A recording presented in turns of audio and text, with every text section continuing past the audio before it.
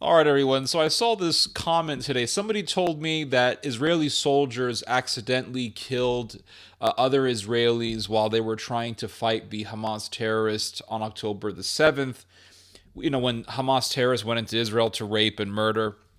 And so these IDF soldiers, when they were on these IDF soldiers were in a chopper and they were taking out the terrorists from the helicopter, like from Black Hawk Down, and they accidentally killed some Israeli civilians in the process.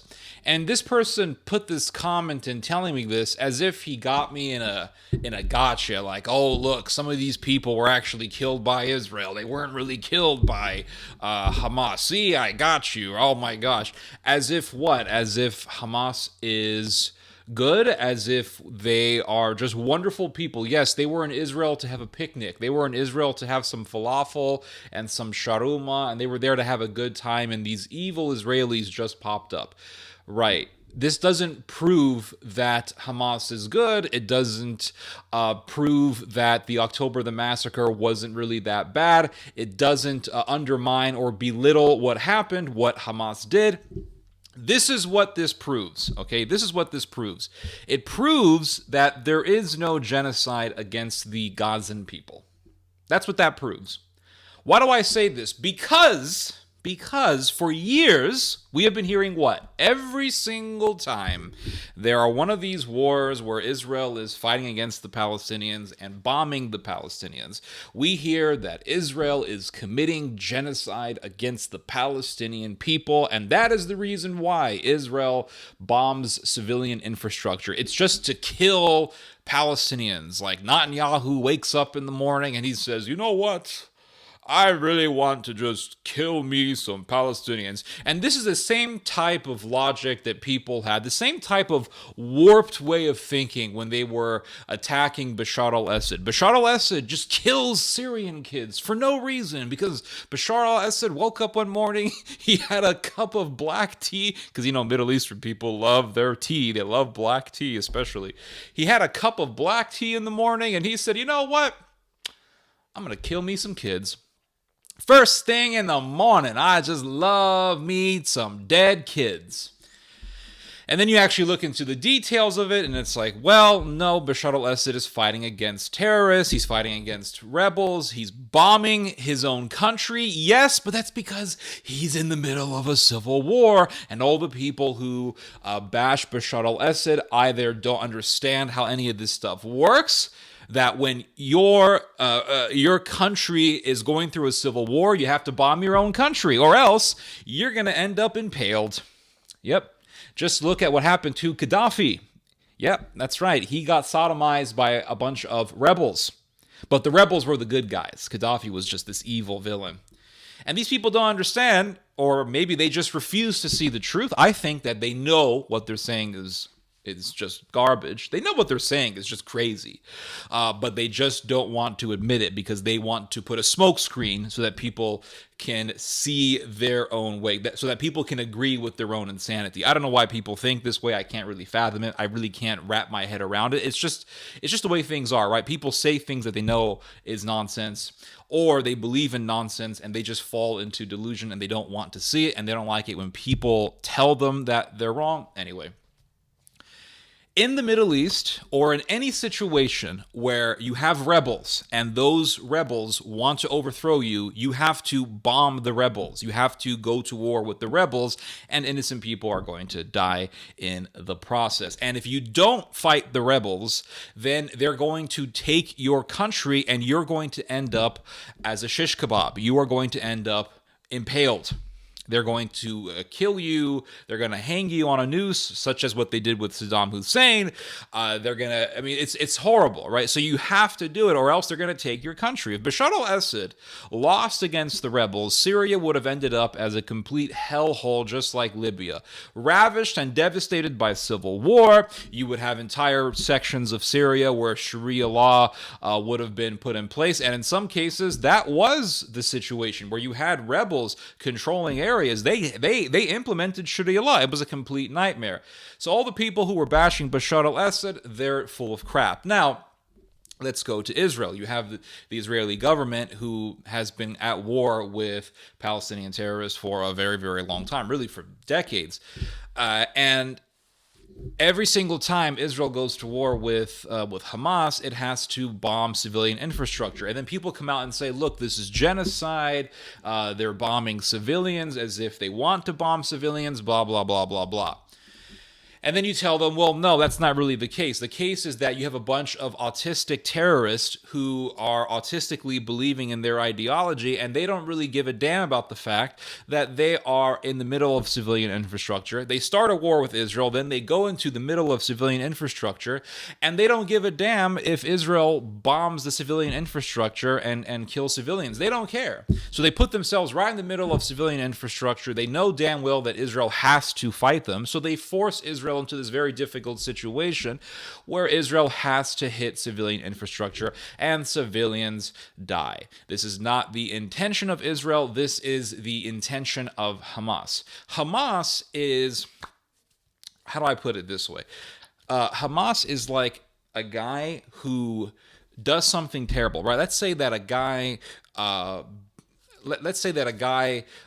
is a criminal, and he has a gun, and you have cops pointing guns at him, telling him to put the gun down. And then he sees a kid, and he grabs a kid. Let's say he grabs his own son. His son is next to him. He grabs his own son. He puts the boy in front of the police officers, and he points the gun at the cops as he's holding the kid, and he says, go ahead, shoot me, shoot me, shoot me. And he starts shooting at the cops. He is trying to murder the cops. The cops could be murdered. They're not going to let themselves get killed because this guy is a maniac.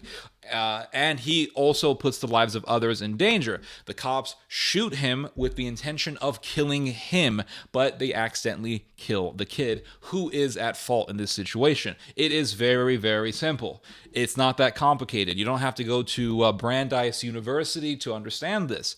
Very, very simple. So this is what Hamas does. So imagine a cop shoots at the killer. He kills the killer, but at the same time, he kills the kid. Then the media comes along and says, look at what this evil cop did. This is literally what has been going on with Israel. This is the same thing. Same damn thing. And everyone is saying, yeah, that cop is evil. You have millions upon billions of people even saying that cop is evil. That's what these people are doing when they say Israel is evil for doing what it's doing. Now, I heard this argument that yes, of course, Israel is committing genocide, because if Israel was fighting a war in its own country, and there was a terrorist in the middle of Israeli civilian infrastructure, Israel would not hit that civilian infrastructure because it would not want to kill Israeli civilians in the process of killing that terrorist. Well, guess what?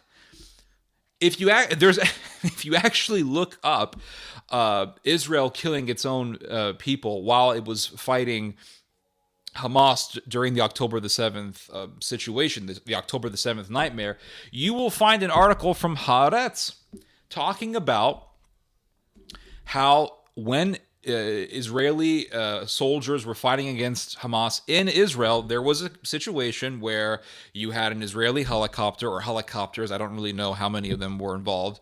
You had Israelis flying in. You had a situation where Israeli soldiers were in a helicopter. They were taking out terrorists, and they accidentally killed some of their own people. They accidentally killed Israeli civilians. Why?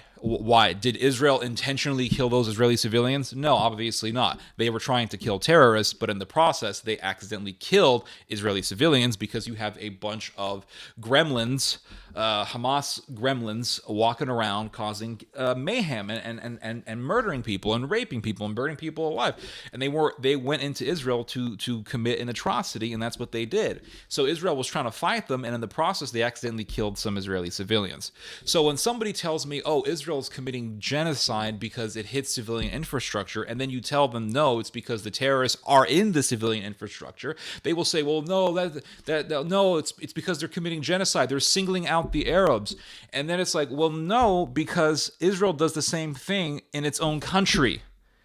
When the terrorists are in Israel committing atrocities, Israel does the same thing in its own country as it does in Gaza Why? Because it's the same situation. Well, it's a very similar situation. The only difference is that in Gaza, you're not in the midst of Israeli civilians. But other than that, it's the same situation. So when people say, "Oh, look, Israel is hitting a civilian infrastructure and they're killing civilians in the process of them fighting Hamas," you mean like what happened during the October the 7th massacre, when Israel accidentally killed its own people. So it's not genocide, because in order for it to be genocide, there would have to be an ethnic group or a religious group singled out. But that's not the case. The case is you have a bunch of terrorists in the midst of civilian infrastructure, and they're causing a war within their country, and that country is trying to defeat them, and it can't defeat them without actually fighting in civilian infrastructure. And it's all unintentional death when it comes to civilians being killed.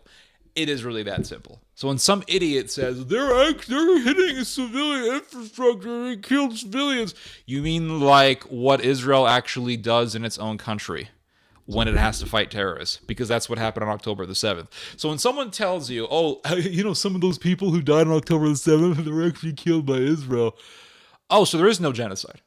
Because these very people who like to make this point that Israel killed some of its own people when it was fighting Hamas within Israel, these are the same people who scream genocide. These are the same people who say Israel is committing atrocities and Israel is committing genocide. Oh, so if Israel killed its own civilians because it was trying to fight Hamas, and those Hamas terrorists were in the midst of civilians, were right next to civilians, then you can't scream genocide. When Israel does the same thing in Hamas, because when Israel fights in Gaza, because what Hamas does in Gaza, that's what it did in Israel. Causes terrorism, and then is in the middle of civilians, is right in the midst of civilians. It really is that simple. There is no genocide. It's complete garbage. The civilians who are killed in Gaza, those deaths are unintentional. Just like Israel killing its own people was unintentional. It's not the case of genocide. It's not the case of singling a group out. It is the case of a bunch of gremlins. They're not even humans. Gremlins killing people and then being right there with other civilians, and then putting the military in a very, very difficult predicament where it has to fire even though civilians are right nearby. There you go. Those are my thoughts on that.